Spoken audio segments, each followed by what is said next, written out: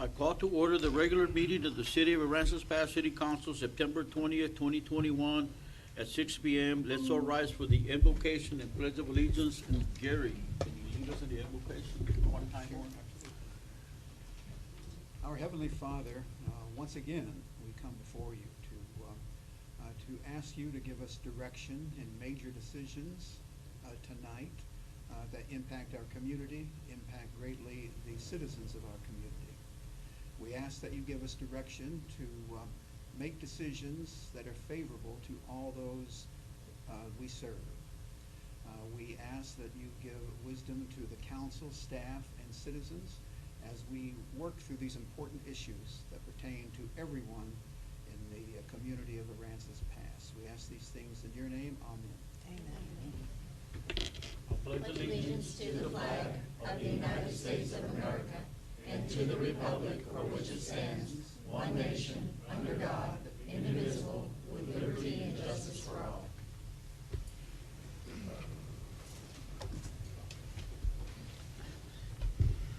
Okay, now we're going to go to presentation and proclamations, which is the presentation regarding Texas Department of Agricultural TDA grant requirements. Calvin Posnick, Grant Works Project Manager.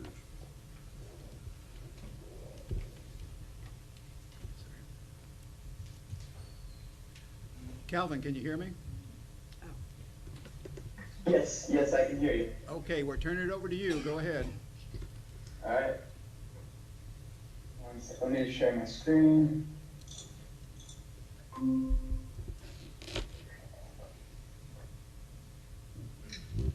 All right. Good evening, everyone. My name is Calvin Posnick. I'm working with Grant Works. We help administer some of the grants for the City of Aransas Pass. Recently, the Texas Department of Agriculture updated some of their Section 3 guidance and policies and everything. So we are required to give a quick presentation of just some of those overviews and everything. But let me go ahead and get started. So Aransas Pass, they received a grant award with TDA. This was for $906,947. This project is to install some sewer line and manholes, pavement repair, and whatever else is needed to be done with that project. The grant is funded through the Community Development Block Grant, which is through U.S. Department of Housing and Urban Development. So it's through HUD, and then it's passed down through Texas Department of Agriculture. As a condition of funding, Aransas Pass must comply with Section 3 in the Housing and Urban Development Act of 1968. To the greatest extent feasible, grant recipients must direct economic opportunities generated by CDBG funds to low and very low income persons. In part, this means ensuring that Section 3 businesses have the information to submit a bid or proposal for the project, and Section 3 workers have information about any available job opportunities related to these projects. A company may qualify as a Section 3 business if it is owned by low-income persons, if it is owned by Section 8 assisted housing residents, or 75% of all labor hours for the business in a 3-month period are performed by Section 3 workers.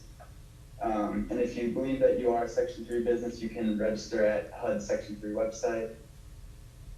The project is expected to include the following contracting opportunities: grant administration, engineering services, and a prime contractor for sewer improvements. You may qualify as a Section 3 worker if your annual income is below the county threshold for your family size. And then this is all listed right here. You are a current or recent youth-build participant. Register your information and search for opportunities at workintexas.gov, HUD's Section 3 Opportunity Portal, or any local job board if applicable. Section 3 workers that reside near the project location may also qualify as targeted Section 3 workers. For this project, that service area is defined by this map. The city will track all hours worked on the project based on the 3 categories of workers. This will require collection of certain income information. And then for any other information here, this policy issuance, they have this listed here. And you can also reach out to me if you would like to. But that is all I really had today for y'all. This is a quick presentation, but PDA requires us to do it. So thank you. I think that's it, Mayor. Thanks, Calvin. Okay. Okay. All right, thank you. Okay, now we're gonna go to the update on signage at the Lighthouse Lakes with Mr. Nathan Kelly, Fire Chief. You've The changed other nothing. Nathan. The other Nathan. The other The other Nathan. Nate. Yeah, he's Yeah. out. He's out. Yes, my bad. Y'all are both Nathans anyway. Yeah, we're both. I'm Nate. The signage is up. I don't know if you guys seen it or not, but it looks pretty good. I think the next, she was saying there was a phase 2 to it. I think he's looking for no wake buoys out to put out there. He's going to look at some more information on getting them and how to set them out. So that's what he wanted me to tell you guys. That'll be the phase 2 coming up. So, but they look good. So, Okay. any questions on them? Or? No, they look good. Thank you All right, very thank you. much. And we've had lots of comments on them, and lots of people have already contacted us and said that they look great. They're good. We're thinking of putting lights on them, I but think that's a great idea. I don't know, figuring out a way to do Yeah. that. Even Yeah. solar lighting. Well, Solar lighting or yeah, but we're thinking they'll only last for a little bit with the yeah. salt out there. But I don't know. That's a conversation we Is could that have. reflective paint? It's reflective. Okay, it Mhm. is. Okay. Yes, ma'am. Great. All right. Right. You should string a big sign across the shrimp boat channel. We could talk about that too. All right. Thanks. Now we're gonna go to board and commissions appointments, and we're gonna go to the Aransas Pass Crime Control and Prevention District. Yes, there's 4 terms expiring on this board, and that is terms for Terry Stansberry, Donald Votes, Carol Salinas, and David Harris, and all are requesting to be reappointed. I'm okay.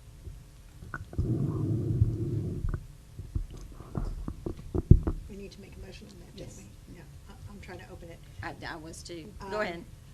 I make a motion that we approve the reappointment of the 4, Donald Bowles, Carol Salinas, David Harris, Terry Stansberry. and Terry Stansberry to the Crime Prevention, Control and Prevention Board.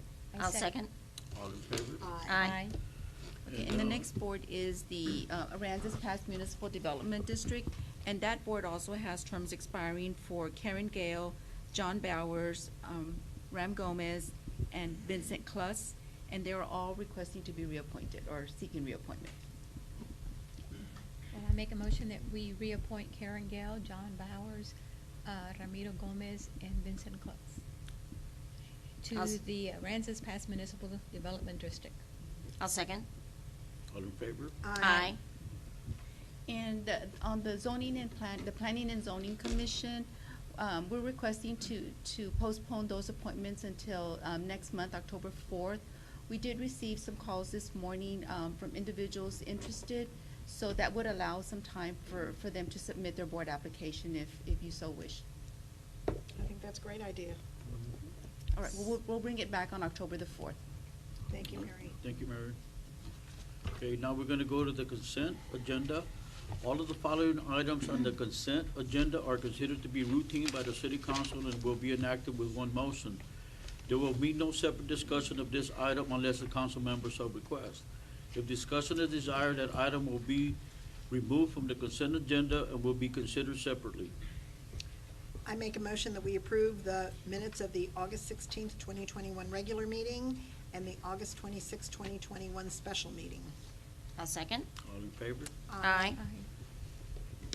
Now, we're gonna go to public hearings, and I'm gonna open up the public hearing for case number PZ 2108-08, which is public hearing on rezoning request submitted by Southern Oaks RV LLC from GB General Business and A3 apartment dwelling to PD Planned Development District for the development of a single-family residential community of homes ranging from 1,500 to 2,500 square feet in size in Aransas County, property ID 58189, Aransas, Pass, Texas. So the Planning and Zoning Commission met on last Wednesday, that was the 15th September, and voted to recommend approval of this request. And they also stipulated that the portion along Highway 35 that is fronting the bypass should have at least 200 feet depth that should be reserved for commercial use.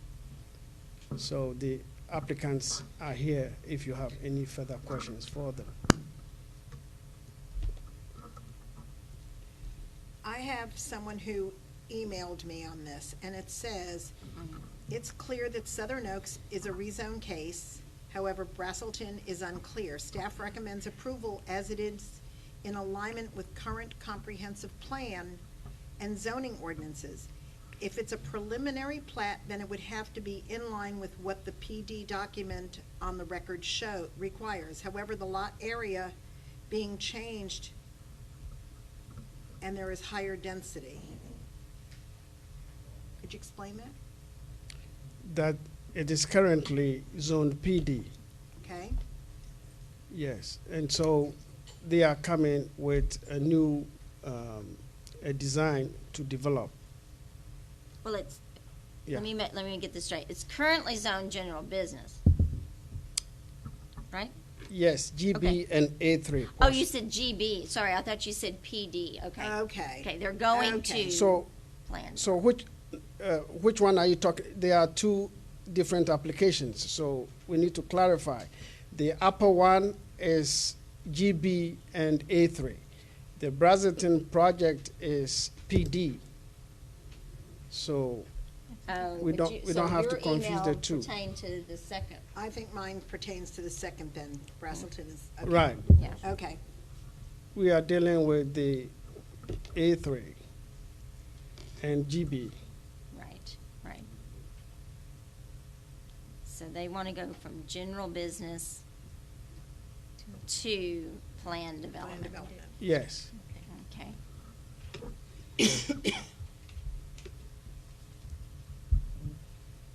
Anybody in the audience had a question? Any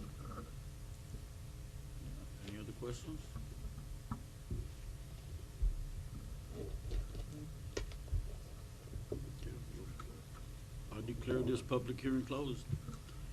And we're gonna go to consider an act on ordinance granting a rezoning request to Southern Oaks RV Resort LLC from GB General Business and A3 Apartment Dwelling to PD Planned Development District, being a land described as McCampbell Block 7, Lot 1 and 2, PT of all of 3 through 5 acres, 37.6431, Aransas County, property ID 58189, Aransas, Pass, Texas.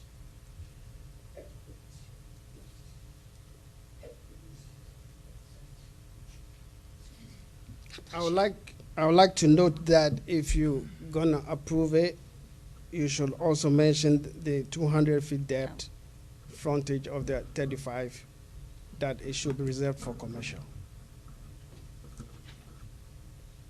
That was the recommendation of the Planning and Zoning Commission after this case was heard.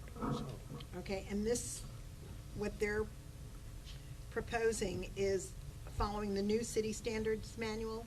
Because I know when Sylvia was here, she changed because of Hogan Homes and the street widths and stuff like that, so they're following the new rules.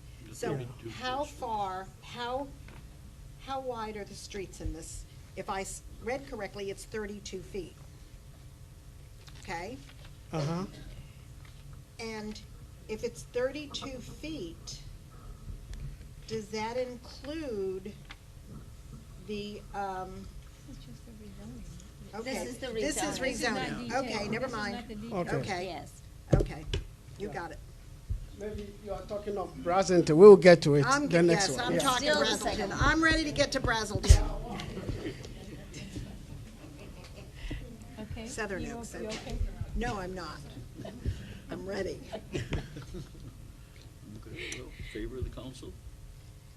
I make a motion to grant a rezoning request to Southern Oaks RV Resort LLC from general business and apartment dwelling to planned development district, being a land described as McCampbell, Block 7, Lots 1 and 2, part of and all 3 through 5 acres, 37.6431, Aransas County Property ID 58189, Aransas Pass, Texas.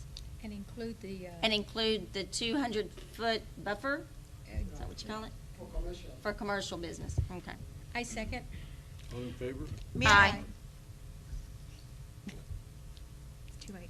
Does the PD No, it's not what define we're any gonna say. terms on this? Or you're just We're just you're rezoning. rezoning That's this? it, rezoning. Rezoning it. Details comes later. Okay, I'll approve it.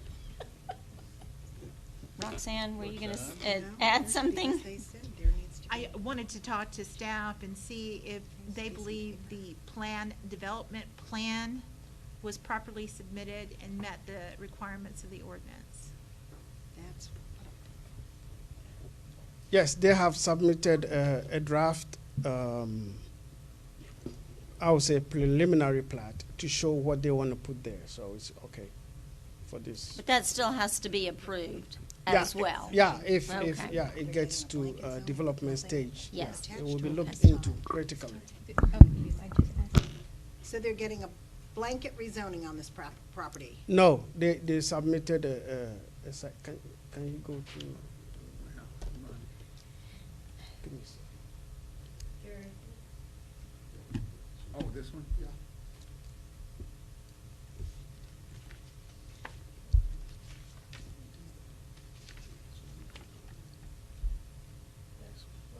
Okay. So this is what they've submitted for the rezoning and development. Okay, but the developer then would have to come and work out the details, correct? Yes.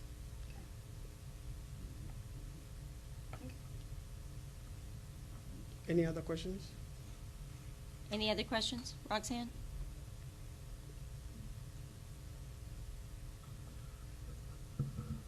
Anything else? Thinking? I think that this needs additional legal review. Okay. Well, We have already voted. but it's okay. I mean, we can go through we've already confirmed the rezoning.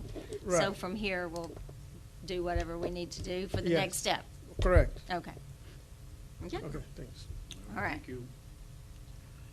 Okay, now, we're gonna go to case This is number. the one.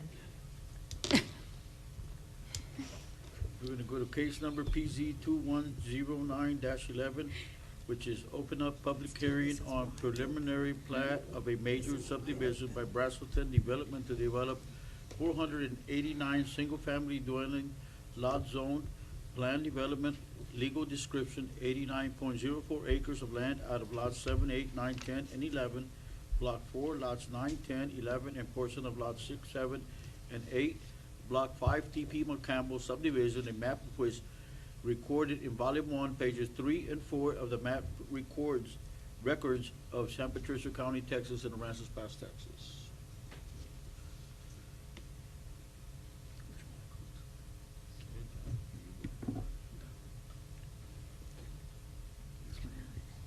If I turn off the-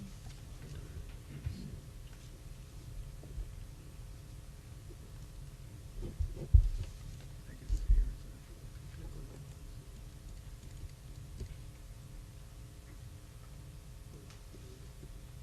Can I get it to open? Here.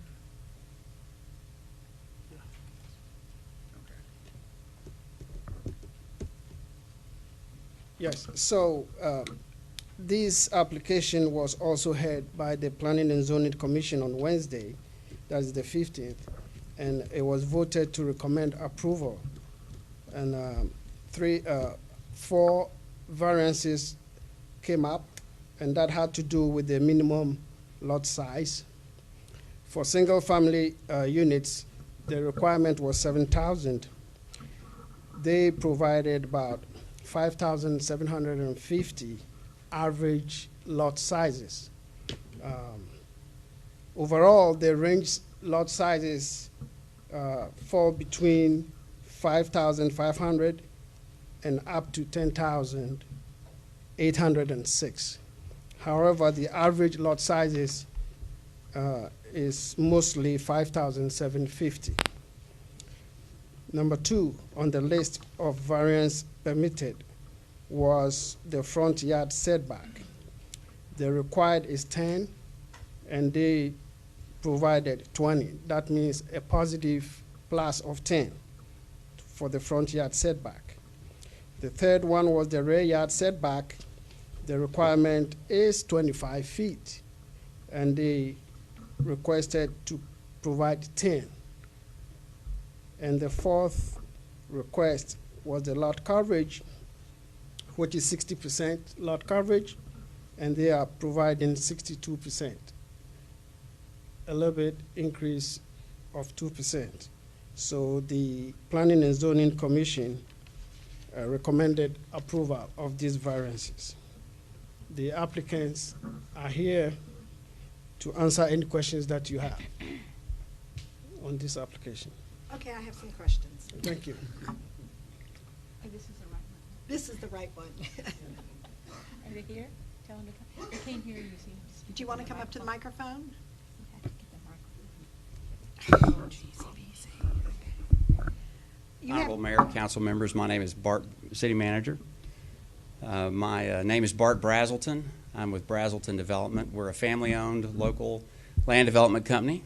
Been in Corpus Christi since the 1940s in the Corpus Christi area, and have done business all over South Texas. We're honored to get to be here tonight and to get to visit with you about coming to work in Aransas Pass. We've been looking at your city for a long time. We were able to work with a very nice group of folks over here and put together a subdivision. We call it a subdivision. Our customers call it a neighborhood. That will have about a $25 million to $30 million impact on the city. And so we're very excited about the opportunity, and we are here. My engineer is also here, and we're available for any questions you may have. Okay, my first question is, it says total street width is 32 feet. Yes, ma'am. Okay. Are you curb and gutters? Yes, ma'am. Well, then that cuts it down to actually 28 feet, which is less than what our fire department recommends. They recommend 32 actual clear feet, and with curb and gutter, that's 28 feet. My understanding is it's 32 feet back to back. So we had a great conversation with the chief, the marshal, and we did review that quite extensively, and our understanding is it will be 32 feet wide back to back of curb to curb. So it would meet that restriction. And that's the problem with Hogan Homes. It's 32 feet back to back. And when somebody parks up on the curb, the emergency equipment almost can't get through there. The Hogan Homes is 28. It's 28 because it's curb to curb with the curb and gutter. I actually called Trey on that one. I said, I want to know how wide. No, they have curbs. And that's why they have curbs. They all have curbs, yeah. They have the street is the drainage. They have curbs though, yeah. Respectfully, Curbs. yes, ma'am. Respectfully, the difference will be, and apparently my friend Trey has caused me a little heartburn, and he is a good friend of mine. They have flat ribbon curb, whereas we will have a standing curb. Okay. So it will be significantly different looking and more in a typical appearance of a curb and gutter neighborhood. The same 6-inch curb, Murph? There he is. And the Hogan Home subdivision, the pavement width is 28 feet.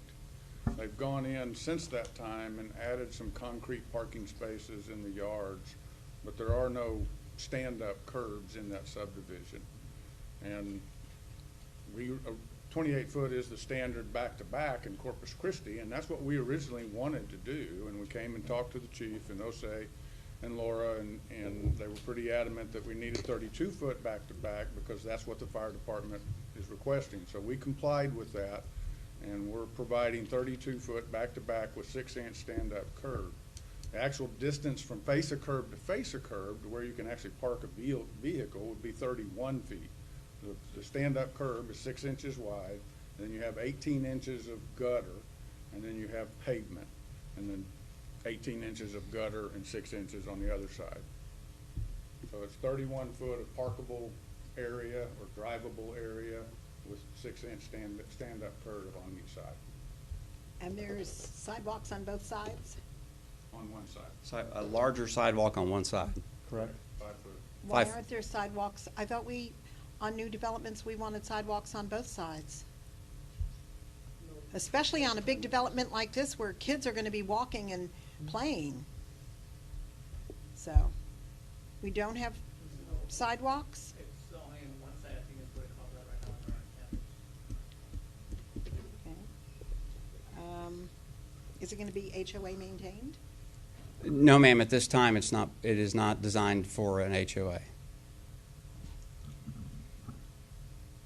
Your plan there, where is the common area? I see a lot of homes and everything. Where is the common area for That trapezoidal. the kids to be playing and doing whatever they need to do? This area right here, And this is a retention facility and common area, a pond and the park area. You're gonna put the park in the retention area? Yes. Yes, ma'am. So it's there's pond there now with trees and to improve that area and make it a. Go look at that one. Yes, Okay. ma'am. And the other part of our plan includes Robert Road to include a trail system that all the sidewalks will meet to Robert Road, and Robert Road will have a curving trail, concrete trail system to get you to the park. So our goal is to make it a nice and walkable neighborhood. That's one of the things we try to do in all of our neighborhoods. Our neighborhood, Rancho Vista and Corpus Christi, when you go out in the evening, there's lots of folks out walking, pushing strollers, walking the dogs, and that's really important to the quality of life that we like to try to put in our neighborhoods.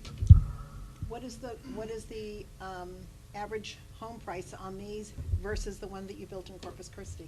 That's our goal is to come in with what it's hard for me to say $250,000 is a starter home, but that's what it is these days. So our goal is to come in and bring a lower price. Again, it's hard for me to say that a lower price home into the market, so that we can maintain that kind of price point and go up from there. Our goal is 1,500 feet to 2,500 feet. And those are the same size houses and same size lots we're building in Corpus Christi and in London. We've built in Portland. That's kind of that standard size all You around. have a development in Portland? Well, we did. Unfortunately, we built it out. Okay. Yes, ma'am. What about the one in Corpus Christi? What is it called? We've got several right now. One that would be equal to this development that I could go ride through and look at. Yes, ma'am. Because it just seems, we talk about density. Yes, ma'am. We talk about the safety for the children, the streets, and all of that. And this just kind of, I would just like to know more. Yes, ma'am. Of course. In fact, I've brought some pictures if that might help. We have several. The two largest master plan communities in Corpus Christi are Brazelton developments. It's Rancho Vista, which is on the far south side. This Rancho Vista West is this same typical lot size, same lot density, except that our streets are only 28 feet wide. And Jose made that real clear, and the chief real fast. Okay. And we were happy to do it because it does add to the neighborhood. What kind of lighting, street lighting? It'll be the typical lighting required in the city. So if I drive through Rancho Vista, I can vision what this development's going to look like. Yes, ma'am. And you said no HOA. That kind of bothers me with this kind of a large community. Have you had any problems with that? No, ma'am. In fact, only two of our neighborhoods in fact, I think perhaps outside of Kings Crossing, there's only two, and they're ours, that have HOAs. If you operate a neighborhood with a lot of infrastructure that's private or a common area infrastructure, it's good to have one. In fact, it's required. Since, I come to this side of the bay and I keep forgetting, you guys got all the trees. We have cotton fields, so the trees add so much already that there's really not a lot of needed infrastructure outside of the typical infrastructure to put into the neighborhood. It's a very beautiful piece of land. Well, I can't wait to go through there. And your retention pond, will it drain into the McCampbell Slough? I mean, I couldn't see where, if No, that drainage pond overflows like Hogan Homes did, we had to deal with that. So Yeah, the flooding. It would drain toward the bypass across the rest of the Southern Oak property. So there's no, Drain this way toward the bypass. The bypass is right over here. does it have culverts or anything to drain into, or just it's gonna drain on the? No, it's a retention pond. That means everything goes there and stays there. Well, I understand that, but when the heavy rains come, the retention ponds sometimes overflow, and that's what. It certainly is possible, yes, ma'am. We're designing it to, there's a pond there, and we're increasing that size and improving that area so that it would take a very heavy rain, as Rains would like we be have outlawed. this year. Okay. Typically, we design the retention ponds for a 100-year storm event. Okay. Which that's happened in Corpus Christi as well. I still think we need a little bit more information on this one, but that's. If there's any, I'm happy to Ask him a question. provide you any information you would like. It certainly is. It certainly is it's going to be a very pretty neighborhood. Something that we need too. And one of the main reasons that we started the conversation with Dave and Spencer was because of the location of the land and the location within this part of the county. Everywhere from Corpus Christi to Rockport up to Sinton, we have a real housing problem. There's just not enough houses to go around to be built, which has kind of greatly impacted that starting home price. When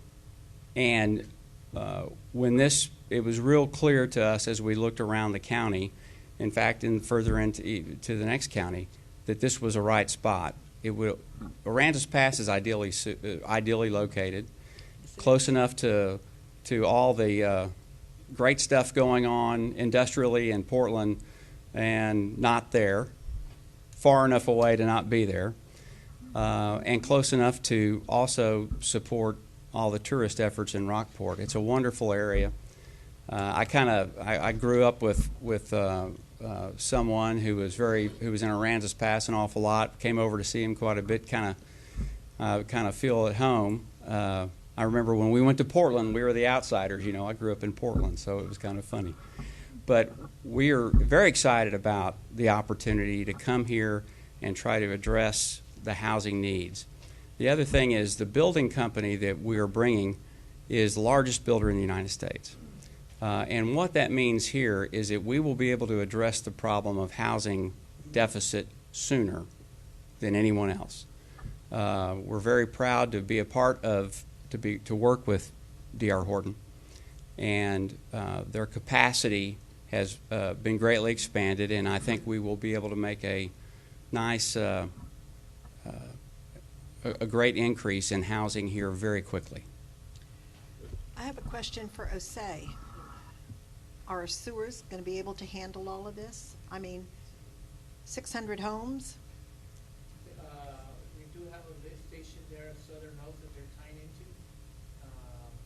The engineering has all the information on, they run the numbers, and then 20 days has the capacity to handle it.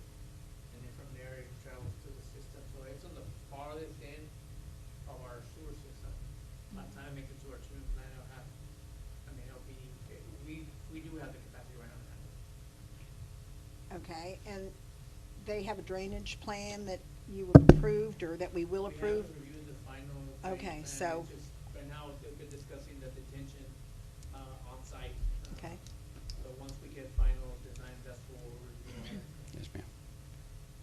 You said you didn't have an HOA, but this was gonna be common area. Is the city gonna be responsible for taking care of your common area without an HOA? Who's responsible for it? Well, we would take care of it as much as it needs to be taken care of now. It is a natural area right now. I know that, but you said you were gonna, this was gonna be, for the kids' playground and stuff like that, so it'll have to be maintained. Correct, and right now, it's our understanding that as a preliminary plat of greater than 20 acres, we're required to meet the park dedication requirement. And so we have discussions that we need to have with Parks Department regarding that park dedication requirement and who maintains what. Okay. Certainly, an HOA is not out of the question. We have the great, we get to run them. And for a small area, it is not too much of a challenge. Park dedication is part of your ordinance. Yes, ma'am. So there's still a lot of unanswered questions. Well, Can I'm sorry. we table this a little bit? When are they gonna meet with you again, so we have all the answers? Well, Well, I I mean- just have one Go ahead. question. And maybe this is for Osei first, is the R7 lot size is 7,000 square feet, right? Is that correct? R7 is 7,000 square feet? Yeah, it's a little bit technical. With a PD, it refers the zoning to A3. But in the A3, it means it's an apartment zoning district. However, if you want to build single-family units, it refers to a 7,000, just like the R7A. That's why you're seeing the R7A. But the rest of the requirements follow the A3 regulations. Okay, I'm not seeing R7A anywhere, but. Yeah. But, okay. So, your lot sizes, Bart, will be 50 by 115. 15. Yes, ma'am. So a difference of 35 feet, 30 feet, okay. Okay, okay. Are you gonna take that off the front yard or the backyard? Well, that's Or the width? That's a great question. The 7,000 foot lot can be a number of different ways. Configurations. Often you'll find a 60 by 120, and this would be which will get you to 7,200, so 60 by 110 or something. And this is 50 by 115. That has kind of become the standard lot size that we and my colleagues all across the country, in fact, are building. The houses are the same distance apart they would be on a 60-foot lot or a 55. And the front yards are 20 feet. Sometimes you'll find a 25 on a larger lot. So our goal has been to provide enough backyard with these houses so the kids have a place to play and so the dog has a place to run, and with this design, and enough common area and enough walking space where people can, if they want to go out somewhere else and play, that's also provided. So I hope that answers your question. When you drive down a street, and we had this very conversation with the Planning Commission, very, very nicely, very good conversation. When you drive down the street of a neighborhood of 50-foot wide lots, and then drive down a street of 60, you're often not able to tell the difference. We're putting the same size homes and the same square footage homes on a 50-foot lot that we would have put on a 60. And so that's why we add that extra depth. And if I may respond to the councilwoman's questions, at the plat stage, many of the questions aren't answered because we're not into the construction drawings yet.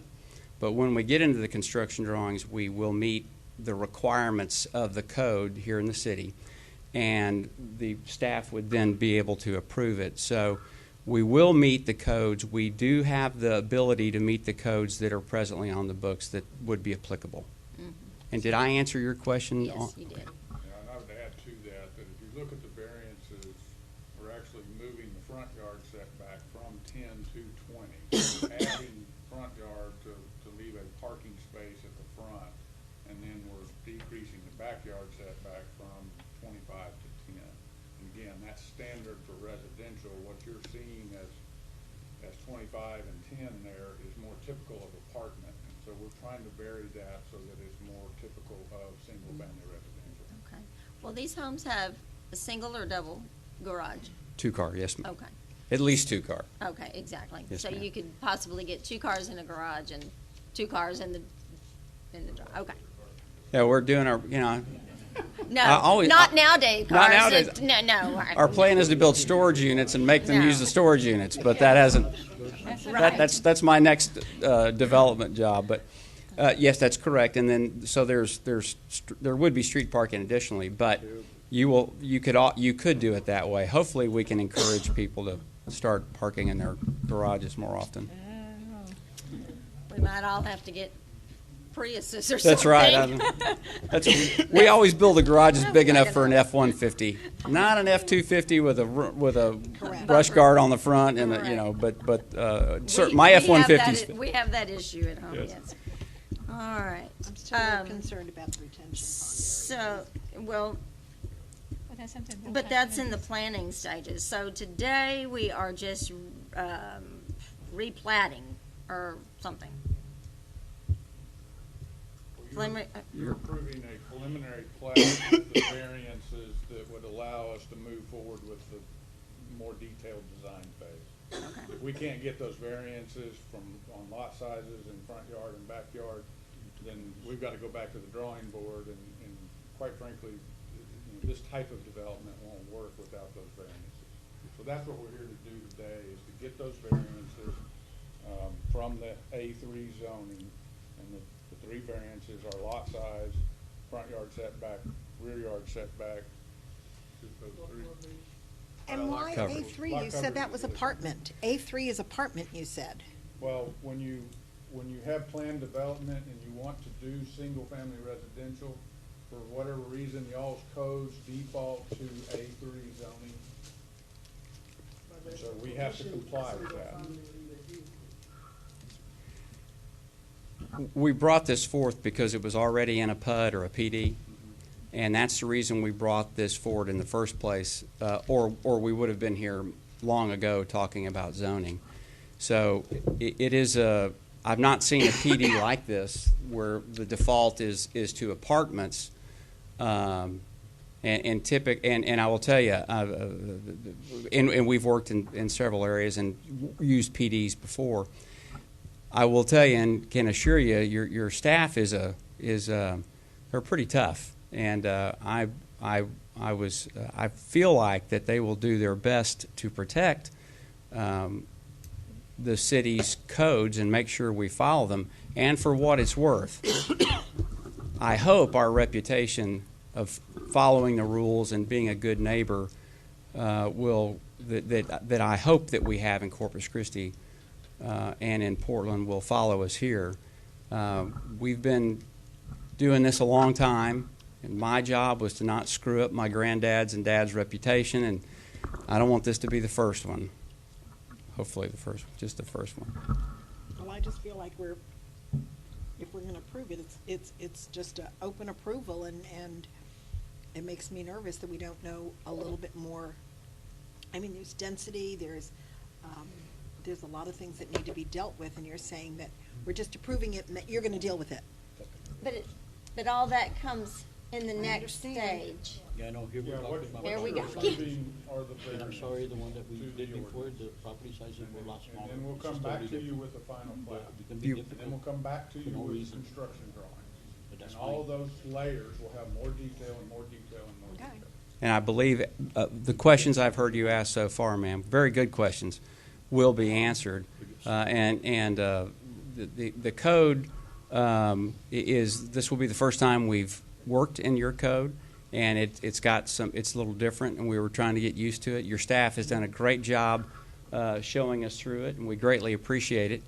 And I feel like that we've gotten to the point where we know we can deliver, matching your code, a subdivision of this caliber and of this impact. And so we will be coming back. Unfortunately, you'll see us again, and you'll see us again for Unit 1, which we're hoping to move very quickly on.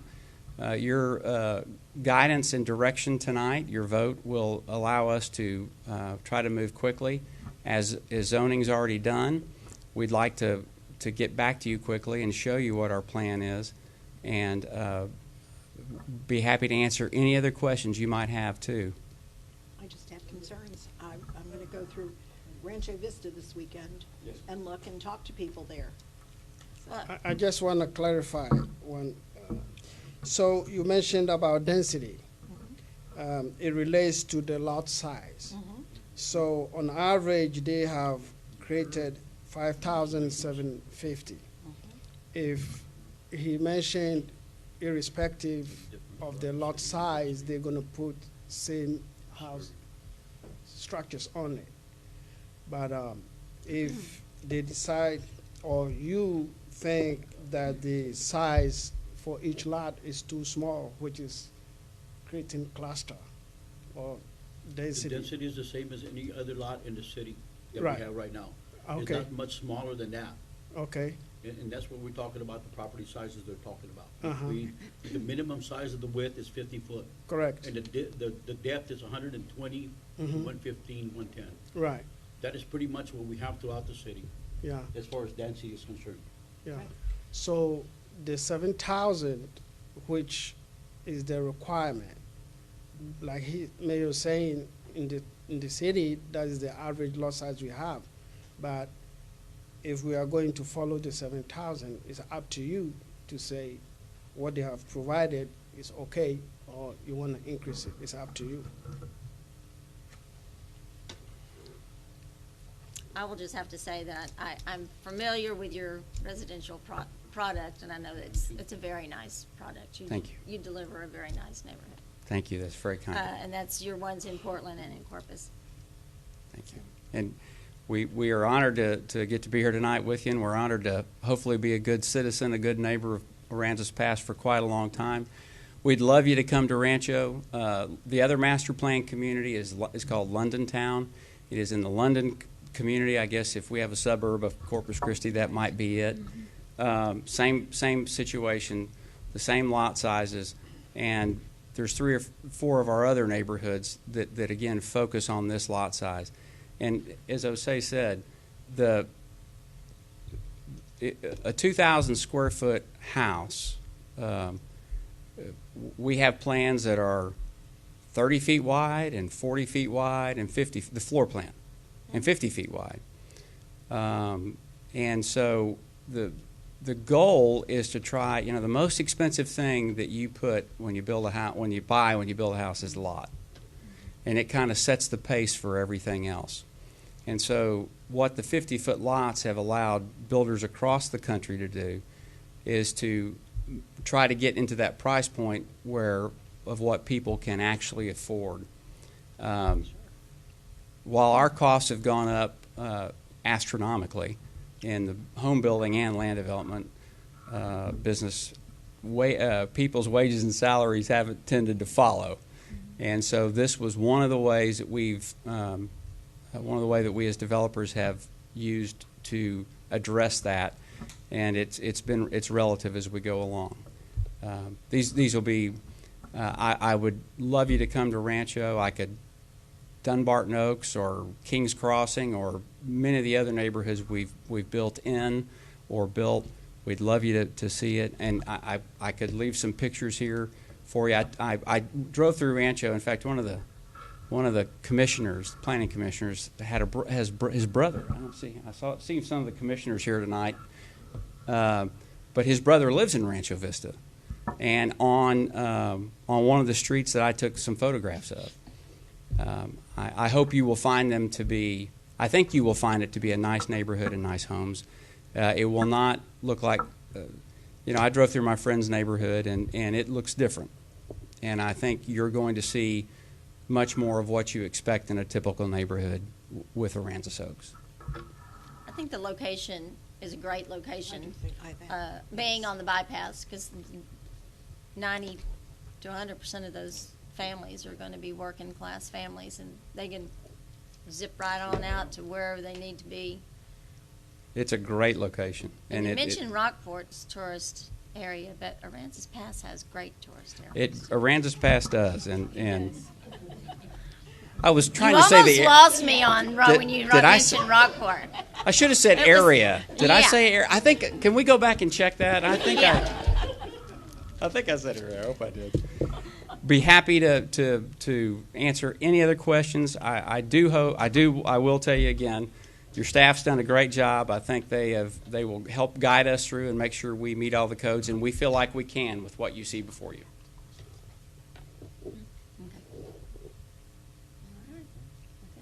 Any other questions? Melinda, I have a question. Anybody else have anything to say? Melinda, I have a question for you. Okay, you're very familiar with the PDs and stuff like that? Richard Peters again. Just one comment, is the street size that they mentioned, 31 feet, 32 feet is not big enough to really meet the needs of a road if you're parking on both sides. 32 feet, if you have two F-150s, one on each side, it doesn't leave 20 feet in the middle. And Fernando, the city engineer, at one of the meetings I had with him, said he was going to propose that the minimum size street, if you're having parking on both sides, be 36. So if they're cutting it down to 31 feet, that's I think that they've got to do a little something to increase the size of that road at least to 32, if not to 36. Just a comment. Other than that, I think it's a good idea. Real quick, our city standards call out for 32. Discussions amongst us have already started. I don't think there's that any we other can start city looking at I don't think there's any other street inside the city that's possibly larger than 36. 32 feet. But as of right now, 32 is the city standard. Okay, thank you. That's what is Anybody all else? throughout the city. Okay. Anybody else? Rose? And we have staggered parking on there, right? Right, still staggered. So it's not gonna, they're not gonna be right. Sorry. They're not gonna be right next to each other like this. They're gonna be staggered. Cause you can't park like this because it's gonna be a driveway. Right. So it's gonna be like, so if one car is parked here, you're still gonna have, there's gonna be Okay. offset, so you're gonna have You're plenty gonna of have more room. than 20 foot. Yeah, you have more than 20. Oh, that's good. So it's not gonna be Right. right across. Okay, thank you. My name is Rosemary Vega. I'm with the Aransas Pass Chamber of Commerce. I'm really excited to see something like this being presented to our city. I think this is what our city exactly needs, and this is going to take us over the top, and we'll start being able to see the community grow with a division like this, a subdivision. I agree. My name is Carol Salinas, Aransas Pass. I'm hearing all this talking about on-street parking, and I actually did not know that we had any provisions legally for on-street parking. Thank you.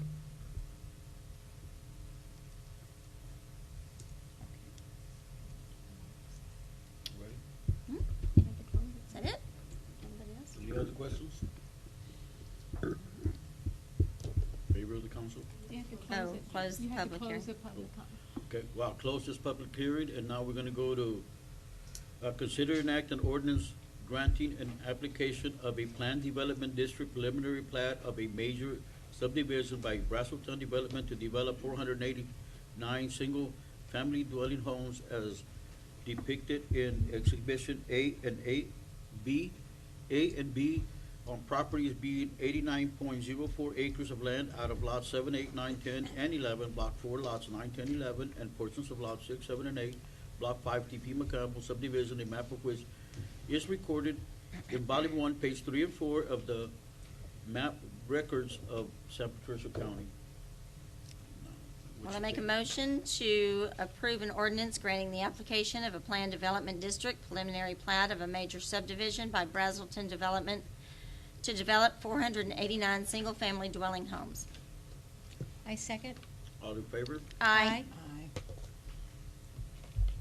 Okay.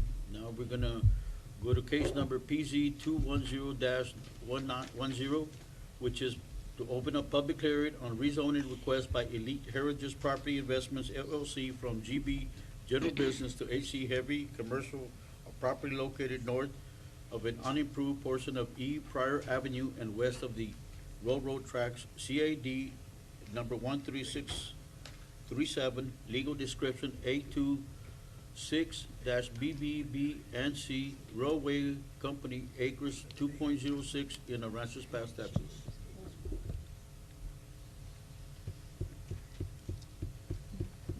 So this case was heard by Planning and Zoning Commission on Wednesday, September 15th, and the request is to rezone this property. It's vacant from general business to HC heavy commercial.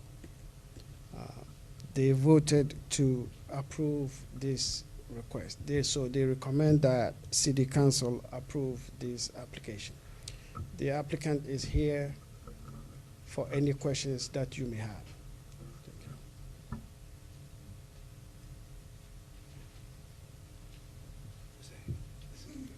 I just have one question. What are you planning on doing on this piece of property? Hi, I'm Amanda Short, Aransas Pass. Currently, it is for sale. I bought this piece of property, and it has been abandoned since 1985.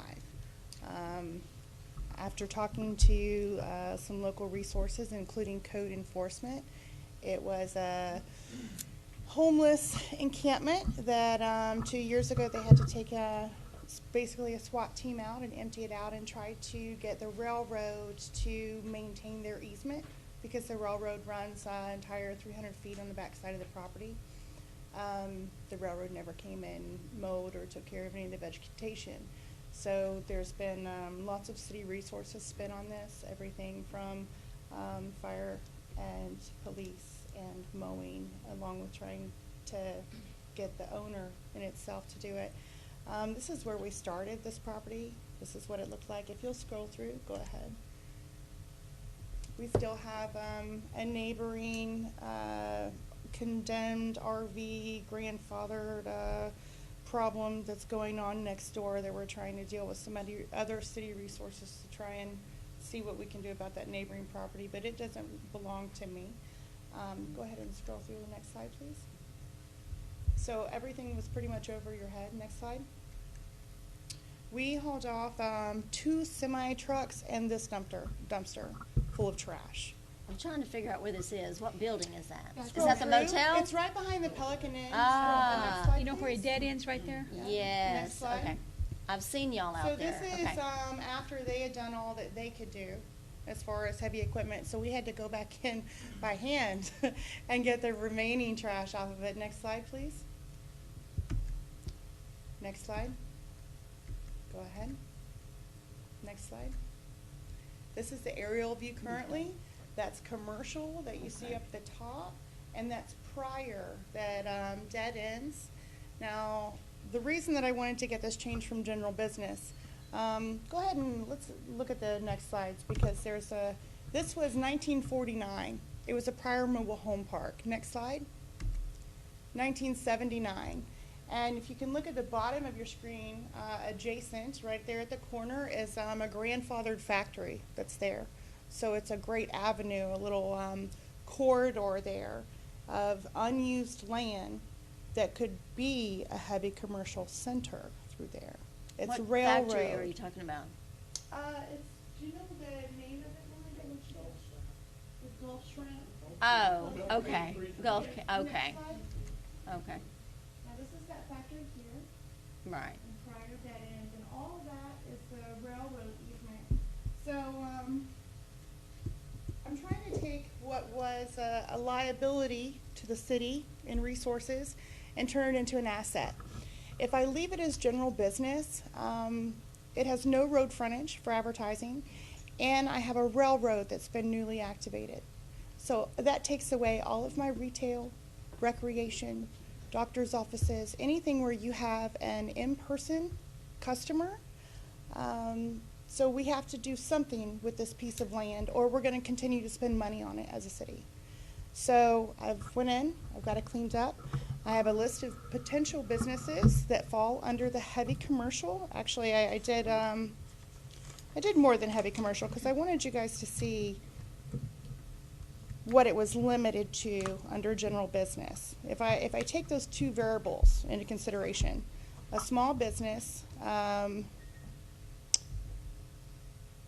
with not a lot of in-person clients, okay, can't be eaten. It's got to be a noisy business to survive back there. Under general business right now, there's two possible businesses, a parking lot and a pleasure boat repair. Under CA, light fabrication and assembly.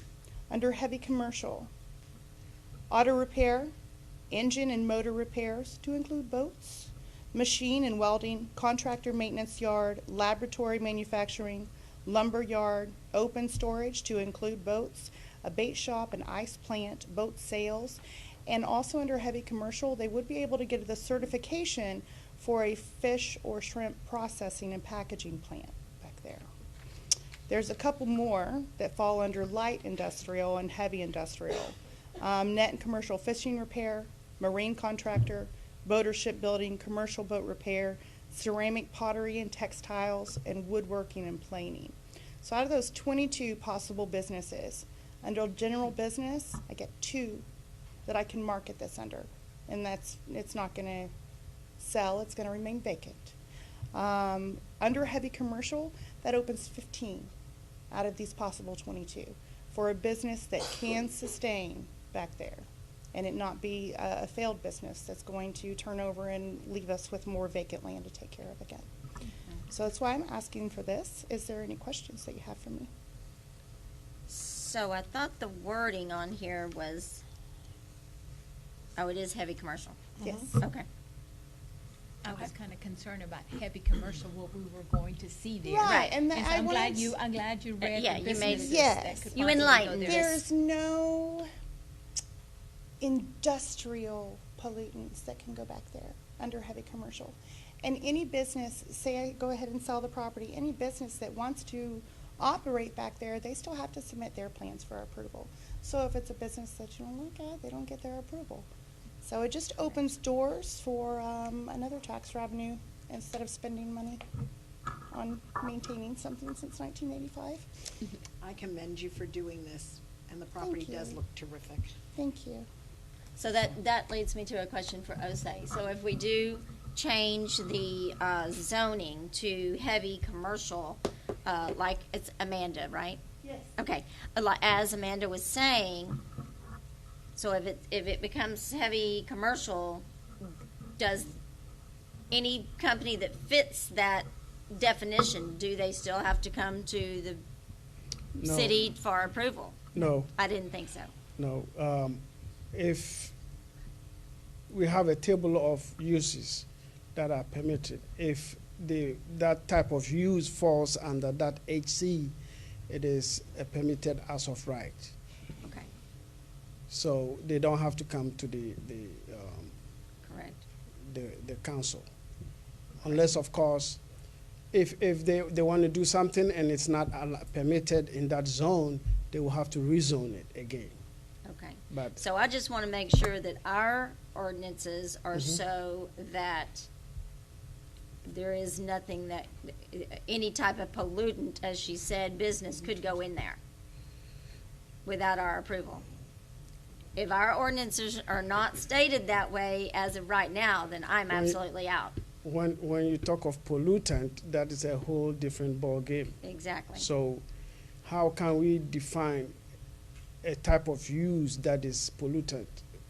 Is it something that we need to look at separately, that we don't have a list for the city that a type of use is a pollutant to the city, besides all pollutants that the federal government has listed that it's not supposed to be or meet the environmental standards.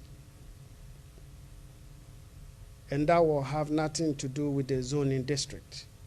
Okay. So, Okay. Please do. Share me. Okay. Share it with me. Okay, I'm sorry. If you look at, this is your zoning catalog, I guess you could say, different business codes that you have for Aransas Pass. And other types of businesses, such as, man, it gets pretty specific here. Let's see. And whenever I think about pollutants, I think about, you've got your agricultural pollutants with runoff water. You've got your air contaminants, which is anything that's high dust. That could be a stone mill, paper mill, the wood planing, But then there are also what I would consider heavy toxins, anything that's going to produce heavy metals that are put into the earth, anything that really gives us all the heebie-jeebies that would hurt our fishing industry, correct? Mm-hmm. Yes. So under industrial and manufacturing uses, all of those types of businesses are specifically listed under heavy industrial, which then you have light industrial and then heavy commercial. So some of those business types that are on here, which would not be allowed to go back there, animal slaughterhouses, acid manufacturer, ammonia manufacturer, a batching plant for concrete or asphalt, carbon manufacturer, cement, lime, gypsum, plaster of Paris, chlorine, explosive storage, glue, grain, paints. Okay. It goes on so and on and my on. question is then, heavy commercial is different from heavy industrial? Yes, ma'am. That's Yes, all I ma'am. needed to know. Thank you. I think one of the things that we have to keep in mind is the hotel right there. Making sure that who buys that property is not going to be a deterrent to people staying at the hotel. That's just my concern right there. Ma'am, I thought about that too. My original plan was to see if I could put tiny homes back there, because I invested another place in Aransas Pass. I have 5 acres out on Adolfo that we're going to put 35 tiny homes in. So that's kind of what I'm doing right now. And it wouldn't fit in the city's plan.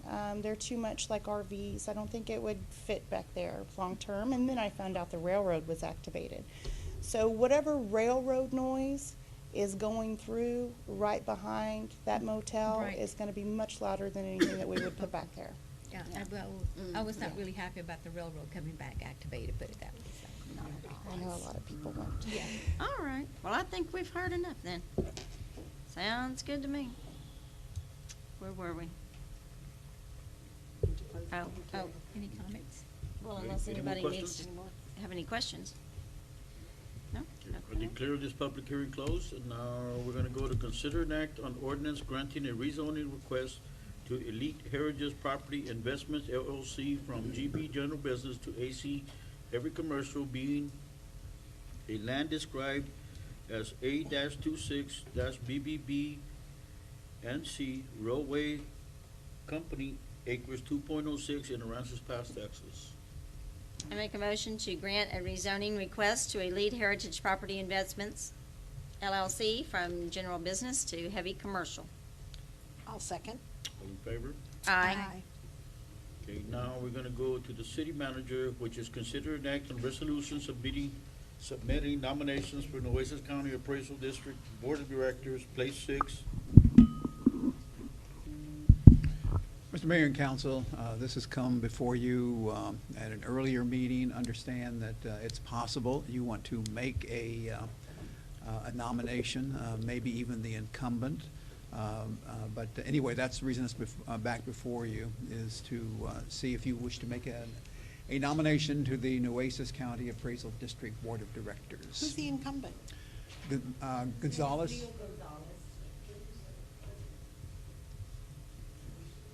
And this is very specific. They have to live in They that have to live in the area they represent, yes.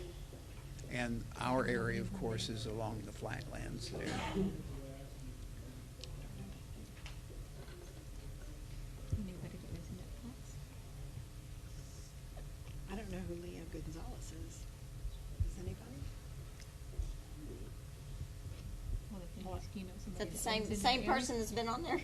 Yeah. We don't have any other nominees, Okay. so. Yep. Do we need to make a motion on that? Yes. Yeah, okay, make a motion that we Nominate Leo Gonzalez for the Nueces County Appraisal District Board of Directors, place 6. Second. All in favor? Aye. Now we're gonna go to the monthly municipal court report.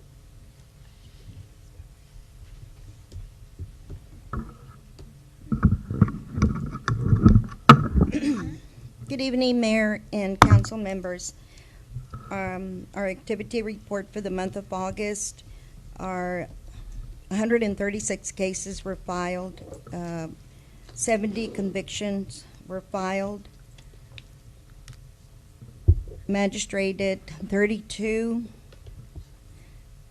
issued 36 CAPIS pro fines, issued 92 warrants, signed 13 CID warrants, and we had approximately about 43 walk-ins. I issued 1 protective order and magistrated 10 cases after hours. The court is still continuing taking payments online and by phone, corresponding by email, phone and faxes. Court clerks are still continuing calling defendants to see if they want to settle their cases.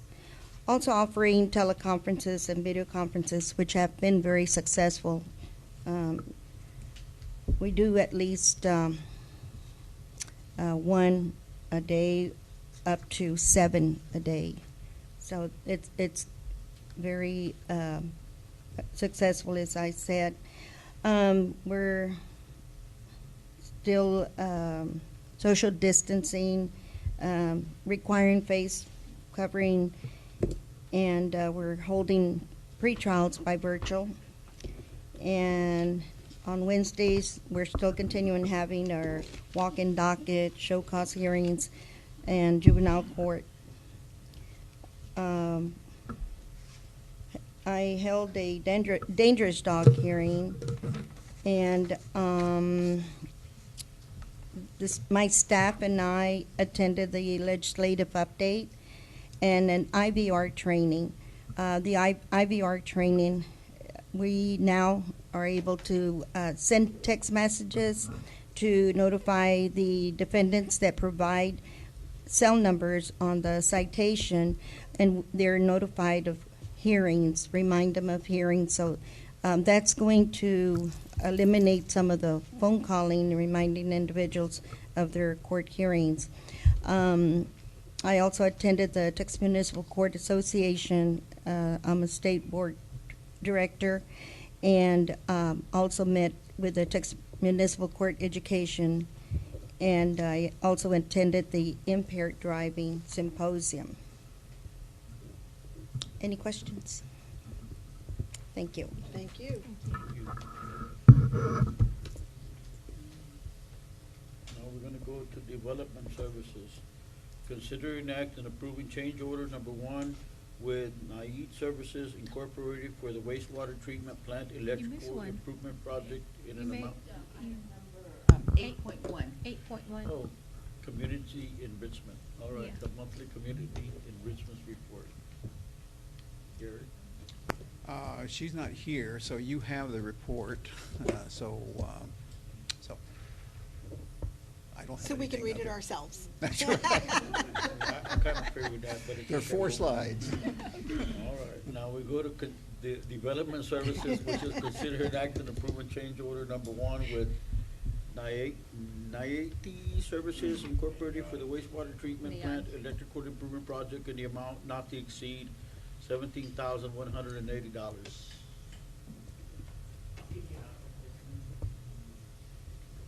Mayor and council, before you is change order number 1 on the wastewater treatment plant. As we mentioned in the past report, they've had a lot of lines getting stuck in the conduits. They've been able to resolve all the issues with the exception of 1. That's what this is for. Because of the unknowns underground, this is an estimate not to be exceeded. It could be less than that. This is a FEMA project. The city's cost, if it were to reach that limit, would be $429. The rest is covered through FEMA. They've been working with us on all the other issues we've had. They've been able to work through it. This is the only one they pulled from both sides. They can't get it. They got to trace it out and dig it up. So that's the cost for equipment, materials, labor, and all that. We do have the contractor and the engineer here if you have any questions for them as well. How soon do you think it'll be done if we approve it? I believe this is the last week of work out there. Last week of work required probably 90% of all the work original. It should be no more than 2 or 3 days. It's just we put the unknowns because we got to cross the San Patricio main feeder line for their transformer, and that's very critical work. And we hope to not have to shut it down to do our work. Hopefully we won't. We can just dig around it and find it and probe by hand, and that's just where it comes into all this process. We have to dig by hand and slowly locate it. They line find for us, but those aren't always 100% accurate. They're off sometimes, a foot or more. So then that's just why we came up with this number, just to cover us. And like you said, it's not to exceed. But at worst case scenario, 3 days. I don't even think it'd be that.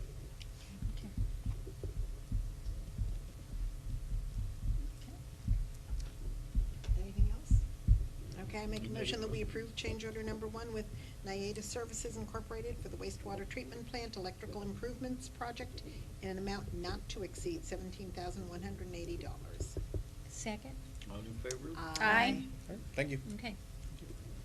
Consider an act on approving change order number 2 with Dedicated Controls Incorporated for the SCADA improvement project that is a no-cost change order. So this is change order number 2, and it is the second one that's at no cost. They've been explaining, the laptop, the computer that we're waiting for and the software was delayed. They've received it already, and they're moving forward with all the panels being installed and communication testing. But because their contract is getting close to the end, they prefer to add the extra days that were delayed on the computer just to cover themselves. They don't want to go over on the limit, so it's just adding 45 days to the contract.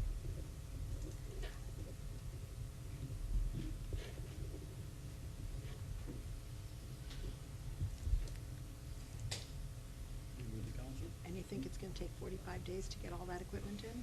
No, they hoping it'll be done before then, but Just to be on the yeah, safe that's side. how long. That's how long it was delayed, so they want to use those days, add them to the contract. Well, then I'll make a motion that we approve change order number 2 with Dedicated Controls Incorporated for the SCADA improvements project, and this is a no-cost change order. I second. All in favor? Aye. We don't get those often, right? We don't get those. Consider an act on approving the closing of the boat ramps at Brown Harbor on October 30th, 2021 by 5 p.m. for the Trunk and Treat event at Harbor Point Park. So again, we're in that time of year where we're getting close to Halloween, so want to come in and request that we get permission to close the boat ramps at 5 p.m. so that we can start lining vehicles and setting up for our trunk or treat. We do plan on using drive-through again this year because of COVID. So we'll be using Allen Boulevard as the exit and using Bigelow as our entrance, and then lining up the vehicles in the parking lot as we start circulating them through. So Is the fire department still gonna do the haunted house and everything? Yeah, we haven't done the haunted house. I thought you wanted to use the civic center and do that's something. code enforcement. Yeah, that's Corey Code with enforcement, that's right, okay. Explorers. Okay, Yeah. that's right, okay, trunk or treat. Are they still gonna do that, do you know? I believe they are. Okay, because I hadn't heard anything else on it. They were supposed to use the outside. I make a motion that we approve the closing of the boat ramps at Brown Harbor on October 30th, 2021 by 5 p.m. for the trunk or treat event at Harbor Point Park. Second. All in favor? Aye. Now the monthly public works report. Okay, so I'm gonna give you a rundown on the projects you have before you too, the monthly work tickets for utilities and street departments, but I want to go over the projects and where we're at with some of the bigger stuff. On the ball field improvements in the pavilion, next Thursday we close on the RFQ, so we'll start getting the community together and review, and hopefully by the following council meeting we'll bring a recommendation to hire an engineer and architect to do those buildings for us. Newberry Parks, we've got a lot of comments about, we have a brand new playground, picnic tables, but no fence for the kids. So we met with Gary and Sandra and came up with, we're gonna be doing wooden posts with double nautical rope on them and putting solar powered lights on top of them. We've purchased all the equipment. We're gonna do it in-house. All the material's been purchased, and we're just trying to schedule it. COVID has hit us pretty bad lately, and here in October, we'll start laying it out and putting the fencing up. So it'll be decorative and kind of help corral the kids into the area. That's so. in that playground area? Yes. Okay. Yeah. And then the American Rescue Plan that got approved, we've hired our grant administrator and engineer. I met with the engineer. We've gone to the sites. They've begun putting their scope of work of what's going to be done for these projects, so we're moving forward with that. We did the coastline environmental wells that were at the harbor. We did get a call from the engineer that with all the construction and stuff that's been going on, those wells were lost. We were able to go and locate 5 of those out of the 8 already in-house, so we did remark them. I will be reaching back out to him this week and see what's our step. Hopefully TCQ is not going to require us to put in these other 3 that are still missing, but we were able to recoup 5 of them out of the 8. So, as I mentioned, the electrical with this approval, the change order, that'll take them 2 to 3 days, and maybe 5 days tops. After that, we'll be complete with the project. That's the tail end of it. We're powered back up now on the new panels that we got, so the next thing they're doing is that fix and the light fixtures that are going up already. So we'll finally have light out of the treatment plant since Harvey. So storm pumps number 1 and 2 are the last FEMA project. We had received the plans from the engineers. We reviewed them, sent them back for corrections that we felt were still missing. They've gotten those corrections in. We should be receiving them next week, and we'll be going out for bids on those. And that'll be the Maddox pump station and some work to the Goodnight pump station. On the Euclid pump station, John was out there today. We did receive our pumps. Everything started being installed today. They'll finish it up tomorrow, and we should have our pumps all back in there. And we'll start doing some test runs on them once we get some water in there. SCADA project, like I mentioned, that one, they're starting the coordination, testing the software with the computer, linking it all up, and starting putting up the control panels. That'll be 2-3 weeks tops, and they're out of here as well. And then on the CDBG DR projects, the staff at McCampbell is moving along. Weering and Wheeler, they're starting this week, and they'll be done this week. We have reverse 911 going out by section as they're doing them, just to let residents know to lower their use of water between the 8 to 5 while they're working on those lines. So by Friday we should be done with both of those projects. Staff McCampbell still moving along. We are getting ready for the next group of projects, which will be the DeBerry, Saunders, and Greenwood.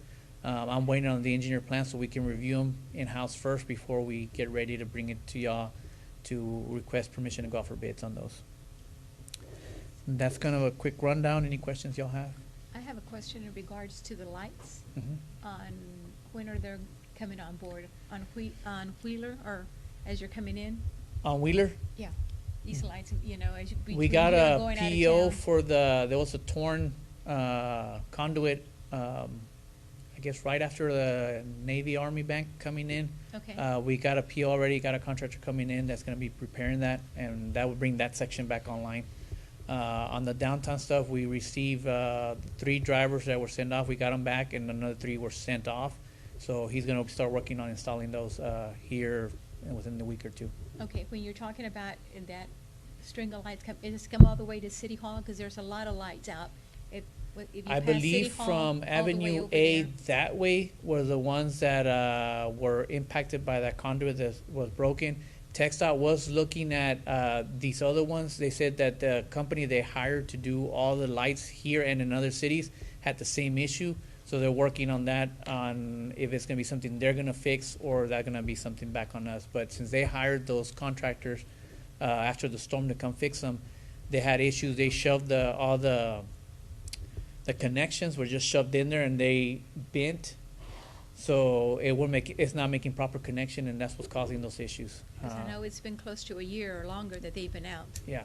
So we're working with TxDOT on that one right now, see which route is gonna go. Can you let us know? Yes, I will. Because that's, to me, it's very important because it's dark, very Yes. dark in that area. And so that's concerning for people that are, there's people that walk out at night, so that's And very dark. Also, there is a light pole over on the north side of town, maybe 2 blocks south of the last intersection that was hit. AEP did call and they are replacing that pole themselves, so they're working on it right now. That was just within a week or two ago that they called in and said that they're taking care of that one. I have a question. Was there a street light on Commercial and Johnson? Where there was that accident of those two that truck that they had to replace the poles. AEP had to replace poles there. I thought there was a light I'll that look was at that out one. there, and Johnson? it hasn't been. Johnson and Commercial. Remember, I think they abandoned their truck and they fled. You're talking about on the opposite side of the road, like closer to the West Johnson rather than East Johnson? Yes, it was on the West Johnson side. There used to be one. There used to be one. And the AEP needs to put that up Okay, because I know it's real dark in that area right there. I will follow up with them on that one. Because I know they're still charging us if it's out. They have it on their docket that's there. So Okay. Any other questions? Thank you. Thank you. We'll go to the monthly building department report. Mr. Mayor, the It's there. building department, for health reasons, is not here, but you have a written report from Borough. Well, we're going to go to finance, which is consider an act on ordinance amending the city code of ordinances, chapter 29, utilities, section 29-28, water rates, and section 2930, sewer rates, providing an effective date and providing for publication. Hi, yes, good evening. I gave you all before the meeting started a corrected version of the wording that's going to be going out there. What was in your agenda package, the wording was going to read, charges for initial and closing bills will be prorated on a daily basis. I got together with our city attorney and we wordsmithed this afternoon, and it's going to read now, except that meter size rates known as base rates for the initial closing, for the initial and closing monthly bills will be prorated on a daily basis.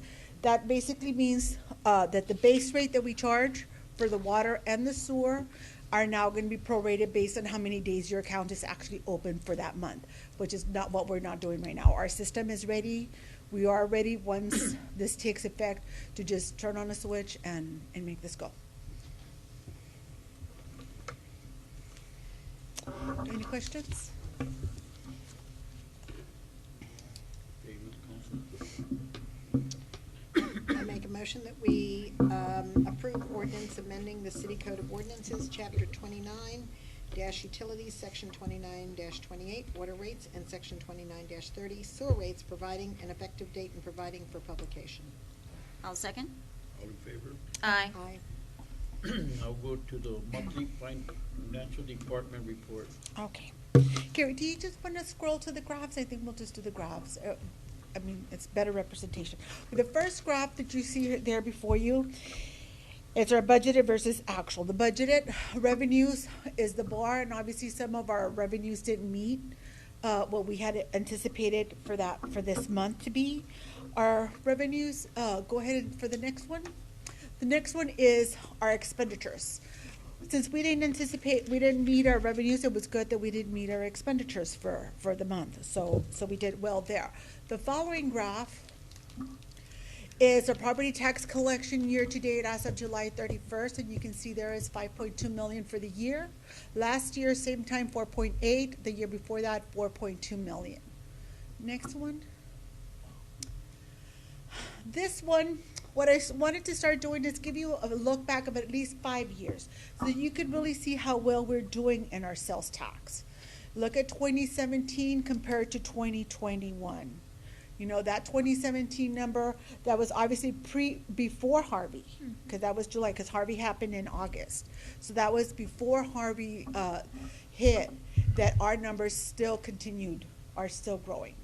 And we're doing much better than we were doing before the storm. Go ahead for the next one. This is just basically our 2 cents. Who gets how much of the 2 pennies that we collect? The MDD, the crime control, and the city. The following one. This is another one that I wanted to put in a graph representation. Is also 5 years before Harvey and where we are with our water customers. And this is my second favorite graph besides the sales tax. That's my favorite one. But this is my second favorite, because you can see here in real time that we are growing. Our water customers are growing, and we, it's very evident. And that I know we like to talk about it a lot, and the new subdivisions that are coming into town, but these are the numbers that they don't lie, that we are continuing to grow. And that's my presentation for the evening. If you all have any questions?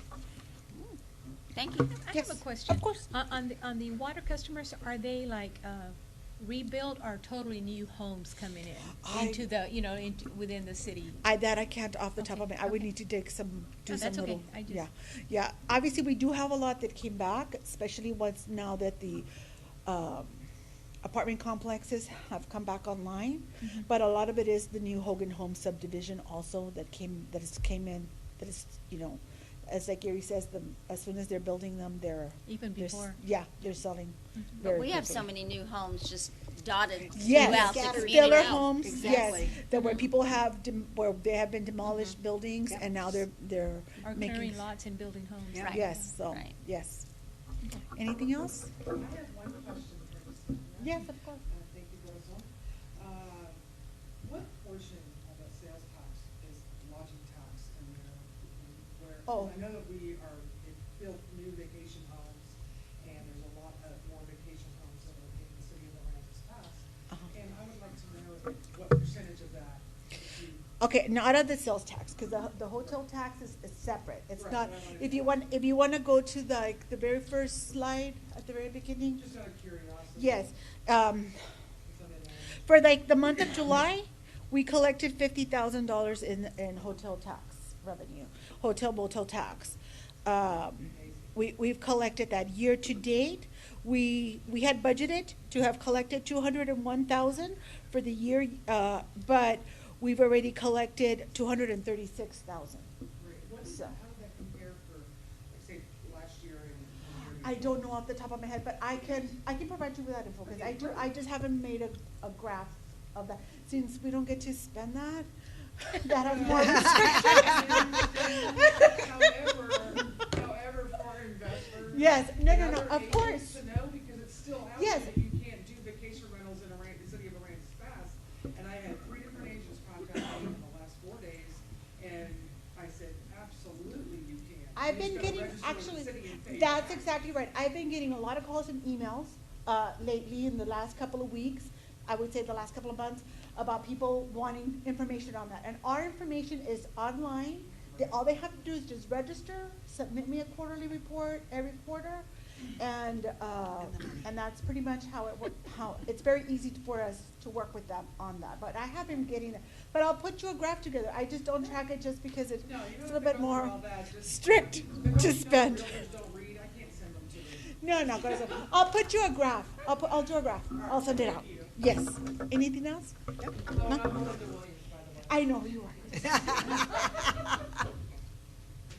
Now we're gonna go to public safety, which is consider an act and approving an online auction through Renee Bates Auctioneers to sell old, broken, or no longer used city property.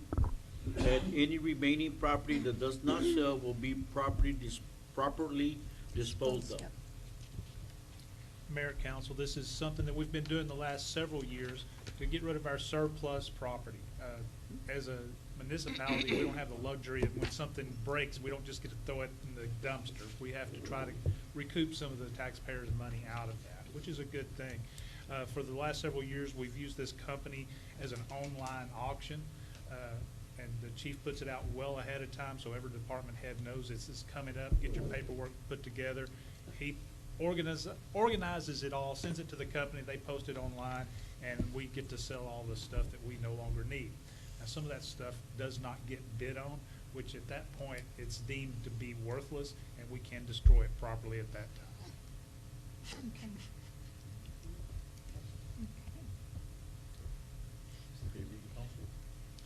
Make a motion to approve the chief of police to renew the task force agreement between Aransas Pass Police Department and the. No. No? The one before that. The online Oh, auction through Renee Bates. Sorry. Make a motion to approve an online auction through Renee Bates Auctioneers to sell old, broken, or no longer used city property Second. and any remaining property that does not sell Will be properly disposed of. I second. All in favor? Aye. Okay, let's go to consider an act on approving the chief of police to renew the task force agreement between the Aransas Pass Police Department and the Federal Drug Enforcement Administration. Mayor, Council, we've had 2 detectives assigned to the task force for I'm not sure how long, but for at least the 8 years that I've been here. They do amazing work, and they actually bring back a lot of money to our department through the seizures. 2 great officers, they do amazing things, and they do work here. You don't see them because they're sneaky that way. But they are doing some really great stuff, and we need to renew that agreement. Absolutely. Okay, Karen? Make a motion to approve, not the fire department, look, where are we? Chief of Police to renew the task force agreement between Aransas Pass Police Department and the FDEA. Second. All in favor? Aye. Now we're going to consider an act on approving the fire department to receive a grant from Texas A&M Forestry Services in the amount of $10,000 for training aids. Yes, this is a grant I filled out a while back. To be honest, I forgot about it. And it just popped up an email saying that we got approved, so. Good. Well, yay. We're looking at buying a fire extinguisher trainer to teach the public about fire extinguishers, how to use them properly, so that's the plan for it. So we just need you guys' approval to accept it. I make a motion to approve the fire department to receive a grant from Texas A&M Forestry Service for training aids in the amount of $10,000. I second. All in favor? Aye. Thank you. Now, we're going to go to the monthly public safety report. Mayor, Council, I believe you have that in your packet. There's nothing just totally outstanding on that. We do expect with a little bit smaller jurisdiction coming this next month that those numbers hopefully will go down. I know you've got a lot going on in the city this past week. Now the monthly fire department report. Just read it. Hey, can you go to the next slide, Mr. Gary? No. Oh, come on. The next one. There you go. Can you scroll up a little bit? You can see no, down, I'm sorry. Come on, Mr. K. Where you at? It's up there. What do you want? Go down, I need to see the total. There you go. Training hours, 86 for the month of August. We did that last month. Keep on going. I don't have it on me, so I'm sorry. Inspections. We can read it. We can read it online. Can you read it? We can read it. We're gonna- All right, well, there it is. Yeah. You guys got any questions with it? No. But I do want to go back to Lynn. You got cut off. Pierce, did don't we have a new harbor master? We're going to get there. Oh, Oh, okay. good. Okay. We're getting closer. You guys good with it? Yes, We're good. Okay. Thank you. Moving on. Okay, now we're going to go to city council staff announcements with Gary.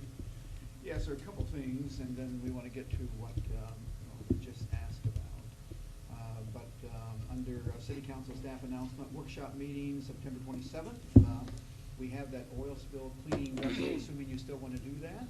And then the panhandling ordinance is also coming up. Those are the only 2 items as of this moment for the staff announcement. Other than, I'll turn it over to Mr. Pierce. Y'all just can't get my rank right. It's okay. As long as I get my paycheck, I'm good. I'm sorry. I just have always called you Captain So, Pierce. as you know, we've changed some way we do some things at the harbor, and we've created a new position. It is the Harbor Safety and Enforcement Officer. And the way this officer was selected is we put a selection board together. It consisted of a lieutenant from Texas Parks and Wildlife, a lieutenant from the Coast Guard, and a tenant from the harbor. and I chaired that board. So we brought the candidates in and asked them some serious questions. It was a long, strenuous board for them, I know it was. But that board selected Mr. Jack McCarthy, and he's hit the ground running. He's down there, he's working on some signage that was much needed. He's working on some life safety issues that he's been able to identify and well into the way of correcting it. So some exciting times for the harbor. Welcome Yay. aboard. When he says I hit the ground running, I actually tripped and fell straight on my face. Literally running. Well, yay. His personal cell phone number is 555. 1, 2, 3, 4. Eric already sent it to me because I always got lots of things to say. All right.